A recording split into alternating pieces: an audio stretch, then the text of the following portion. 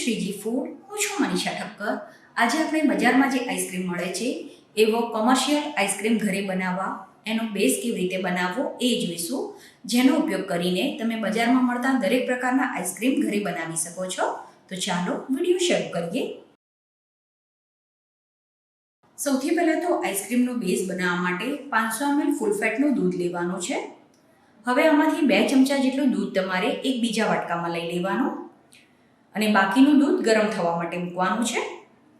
હવે કમર્શિયલ જે આઈસ્ક્રીમ મળે છે એમાં સ્ટેબિલાઇઝરનો ઉપયોગ થતો હોય છે. તો પહેલું જે સ્ટેબિલાઇઝર છે એ છે GMS પાવડર. આ આપણે 1 ચમચી નાખવાનો છે. અને બીજું છે CMC પાવડર. આ આપણે 1/4 ટીસ્પૂન નાખવાનો છે. તો આ બંનેની ક્વોન્ટિટીમાં ખાસ ધ્યાન રાખવાનું. અને આ તમને કોઈ પણ કરિયાણાની દુકાને કે પછી ઓનલાઈન મેં જે ડિસ્ક્રિપ્શનમાં લિંક આપી છે ત્યાંથી મળી જશે. પછી 1 ટેબલસ્પૂન મિલ્ક પાવડર ઉમેરવાનો. પછી 2 નાની ચમચી એટલે કે 2 ટીસ્પૂન કોર્નફ્લાવર ઉમેરવાનો છે. હવે આ બધી વસ્તુને ઠંડા દૂધમાં સરસ રીતે મિક્સ કરી દેવાની. જે દૂધ આપણે ગરમ થવા માટે મૂક્યું હતું એ પણ ગરમ થઈ ગયું છે. તો જે વાટકીવાળું મિશ્રણ છે એ આમાં ઉમેરી દેવાનું અને હવે આને હલાવતા જવાનું છે. કેમ કે આમાં આપણે કોર્નફ્લાવરનો ઉપયોગ કર્યો હોય એટલે તમે જો દૂધને આમ જ મૂકી દેશો તો એ કડાઈના તળિયે ચોંટશે. એટલે આ રીતે એને સતત હલાવતા જવાનું. તમે જોઈ શકો છો ધીરે ધીરે આ દૂધ ઘટ થવા લાગ્યું છે. હજુ પણ આપણે આને બીજું 3 થી 4 મિનિટ માટે ઉકાળવાનું છે. તો ટોટલ આ દૂધને મેં 5 મિનિટ માટે ઉકાળી લીધું છે. અને હવે તમે જોઈ શકો છો દૂધ હતું એના કરતાં પણ ઘટ થઈ ગયું છે. તો આ સમયે આપણે આમાં ખાંડ ઉમેરવાની. તો 500 ml દૂધમાં 6 ચમચી એટલે કે 6 ટેબલસ્પૂન ખાંડ ઉમેરવાની છે. ફરીથી ગેસ મીડિયમ ફ્લેમ પર કરી દેવાનો. ખાંડ ઉમેર્યા પછી ફરીથી પણ દૂધને આપણે 3 થી 4 મિનિટ માટે ઉકાળવાનું છે. તમારે કઈ કઈ ફ્લેવરનો આઈસ્ક્રીમ શીખવો છે એ પણ મને કમેન્ટ કરીને જણાવજો. તમારે જો ઘરેથી આઈસ્ક્રીમ બનાવીને વેચવાનો બિઝનેસ કરવો હોય તો અત્યારે જે હું બેઝ તમને શીખવાડું છું એ બેઝથી તમે અલગ અલગ ટાઈપના આઈસ્ક્રીમ બનાવીને ઘરેથી વેચી શકો છો. તો ધીરે ધીરે આ દૂધ ઘટ થવા લાગ્યું છે. સાથે જ તમે જોઈ શકો છો એનો કલર પણ બદલાવા લાગ્યો છે. હજુ આને 2 મિનિટ માટે ઉકાળવાનું, જેથી સહેજ પણ આમાં પાણીનો ભાગ નહીં રહે. તો હવે દૂધ એકદમ સરસ રીતે ઉકળી ગયું છે. દૂધ ઉકળીને આ રીતે અડધું થઈ જવું જોઈએ. તો ગેસ બંધ કરી દેવાનો અને દૂધને આપણે લગભગ 1 મિનિટ માટે હજુ પણ હલાવતા રહીશું. અને જ્યારે તમે ગેસ બંધ કરો ત્યારે દૂધની કન્સિસ્ટન્સી આ રીતની હોવી જોઈએ. કેમ કે આ ઠરશે ત્યારે અત્યારે જે કન્સિસ્ટન્સી છે એના કરતાં પણ ઘટ થઈ જશે. તો હવે આને નીચે ઉતારીને પૂરેપૂરું ઠંડુ થવા દેવાનું છે. તો આઈસ્ક્રીમનો બેઝ ઠંડો થશે એટલે આ રીતે એકદમ ઘટ થઈ જશે. હવે આને એક એરટાઇટ ડબ્બામાં લઈ લેવાનો છે.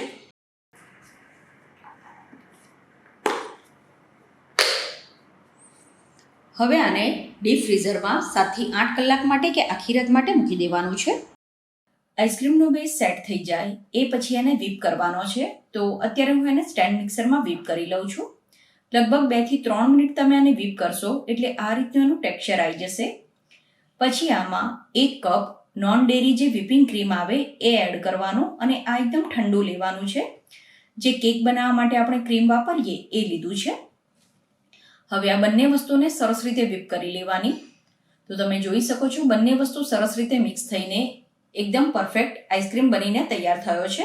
તો આ આપણો સિમ્પલ વેનીલા આઈસ્ક્રીમ બનીને તૈયાર થયો છે. જો તમારે વેનીલા આઈસ્ક્રીમ બનાવવો હોય તો ફક્ત આમાં થોડું વેનીલા એસેન્સ એડ કરી દેવાનું. આમ તો વ્હીપિંગ ક્રીમમાં પણ વેનીલા ફ્લેવર હોય જ છે, પણ એક્સ્ટ્રા ફ્લેવર એડ કરવી હોય તો તમે 2 થી 3 ટીપા વેનીલા ફ્લેવર એડ કરી શકો છો. અત્યારે આપણે આ બેઝમાંથી 2 ટાઈપના આઈસ્ક્રીમ બનાવીશું. તો સૌથી પહેલો આપણે અમેરિકન નટ્સ આઈસ્ક્રીમ બનાવીશું. તો એના માટે થોડું ડ્રાયફ્રૂટ એડ કરવાનું, જેમાં કાજુ, બદામ, પિસ્તા અને સૂકી દ્રાક્ષ લેવાની છે. અને આ બધું મેં પલાળીને પછી સમારીને લીધું છે. સાથે જ થોડા ચોકલેટ ચિપ્સ એડ કરવાના અને જે જેલી આવે છે એ એડ કરવાની છે. આ બધાની ક્વોન્ટિટી તમારી પસંદ પ્રમાણે ઓછી વધતી કરી શકાય. હવે આને મિક્સ કરીને પછી આમાં 1 ચમચી જેટલું પાઇનેપલ ક્રશ ઉમેરવાનું છે. તો બધી વસ્તુને સરસ રીતે મિક્સ કરી દેવાની. આમાં કોઈ બીજી ફ્લેવર એડ કરવાની જરૂર નથી. જે જેલી આપણે ઉમેરી છે અને પાઇનેપલ ક્રશ ઉમેર્યું છે એનાથી જ આમાં ખૂબ જ સરસ ફ્લેવર આવી જશે.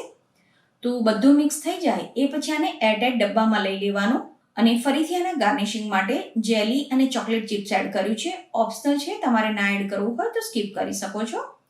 હવે ઢાંકણ બંધ કરીને આ ડબ્બાને આપણે ડીપ ફ્રીઝરમાં મૂકી દેવાનો. હવે બાકીનો જે બેઝ વધ્યો છે એમાં આપણે 50 ગ્રામ જેટલો મોળો માવો એડ કરવાનો. આની સાથે જ આપણે 2 ચમચી સમારેલા બદામ પિસ્તા ઉમેરવાના અને 2 નાની ચમચી જેટલો જે મિલ્ક મસાલા પાવડર આવે છે એ એડ કરવાનો છે. આ તમે કોઈ પણ કંપનીનો લઈ શકો છો.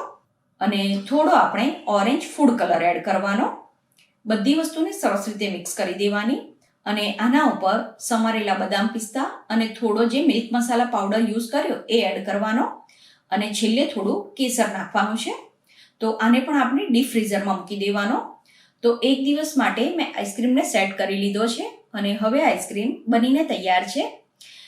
બનાવેલા આઈસ્ક્રીમને તમે ડીપ ફ્રીઝરમાં લાંબો ટાઈમ સુધી સ્ટોર કરી શકો છો. તો તમારી મનપસંદ આઈસ્ક્રીમની ફ્લેવર કઈ છે એ મને કમેન્ટ કરીને જરૂરથી જણાવજો.